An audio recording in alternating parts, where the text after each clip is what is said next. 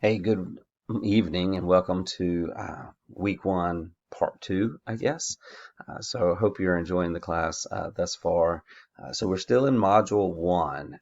This is an extended week, but I wanted to talk a little bit further as we get into critical thinking because I think there's a lot of misnomers that are out there.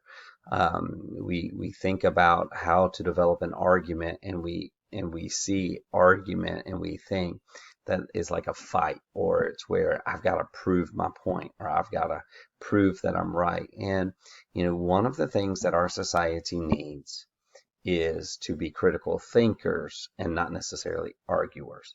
Social media is full of people who are um, annoying, who present false information, who try to deceive.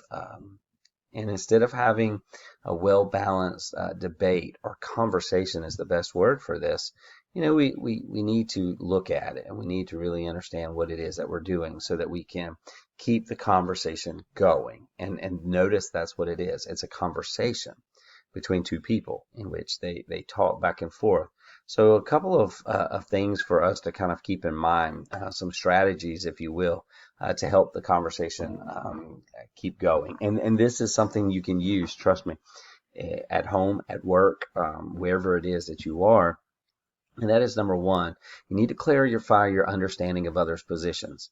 In other words, use terminology such as, so what I hear you're saying is that you think such and such is wrong because da da da da da. So that demonstrates that you're not just hearing, but you're actually listening. You're absorbing what is going on, and you need to clarify, did I understand you correctly? I had a situation the other day when I was coaching a softball team, and my catcher got really, really frustrated because she said, "Coach, the umpire is telling me not to frame the pitch, but that's what we do. We frame the pitch. Why is he telling me not to frame the pitch?" And it was in her head. And so I went and I talked to the umpire and I said, "Hey, this is kind of what's going on between my catcher thinks that you're telling her not to frame the pitch. I'm just seeing what's happening." He was like, "That's not what I said at all. I said you need to frame the pitch." So it was not understanding correctly. And instead of clarifying, the catcher, she just simply thought that that's what I heard. That's what he said. Now I'm mad about it. So we had to clarify. The second thing that we do is ask about evidence to change someone's mind. Give me the proof. Like, if you want me to believe this, show me proof. Don't just talk it. Don't just say, "Well, I saw it on social media." But what's the evidence that will help me understand where we are? The third thing, if things begin to get heated, if you see that it's kind of going the wrong way and that we're just now hearing and not listening to one another, take a time out. Just take a few minutes and say, "Okay, let's take a break. Let's kind of clear our thoughts. Let's walk away for a minute, and then let's come back and we'll keep the conversation going." This will avoid it turning into an all-out argument instead of a conversation. Ask why someone thinks your evidence is weak. Have the conversation. So I'm presenting the facts. Tell me why you think those facts do not work. That's logic. Walk me through why it is that I believe this, but you're having a hard time believing it. And then try to come together for a resolution.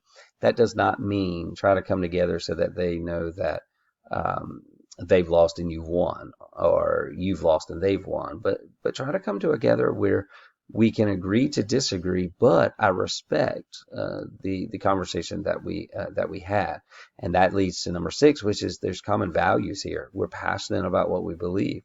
We care about people. We want to do right. We want to see change. You search for things that you do agree upon. You recognize the things that you do not agree upon, and you want to do this in a conversation that is calm, that is caring, and that demonstrates respect, which means that you don't, put your arms up and you start grumbling and but that you sit there and you nod your head and you listen. more than you hear. These are ways that you can have strategies that will help keep the conversation going. And I really encourage you to do that. I think that's a lost art today, which is why this class is so important, that we learn how to communicate, how to have effective communication. Speaking of communication, let me kind of come back and just remind you what you're doing this week. You're doing your research proposal topic. Go back to the previous video if you need help concerning that particular assignment or the discussion one form. I will state that if there's minimum words, don't just think you've got to get to the minimum. Minimum is minimum. That's the bare minimum. Okay. I would never try to get to 250 words or 400 words or whatever the words are and then think, okay, whew, I did it. I'll be good to go. I'm going to get 100. It's not how that's going to work, okay? You really want to make sure that you do it the right way possible.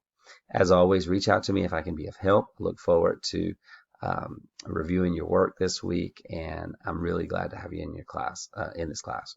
Just a reminder, if you haven't done so already, get that enrollment verification in. That should be the very first thing you do. Have a great night. Take care.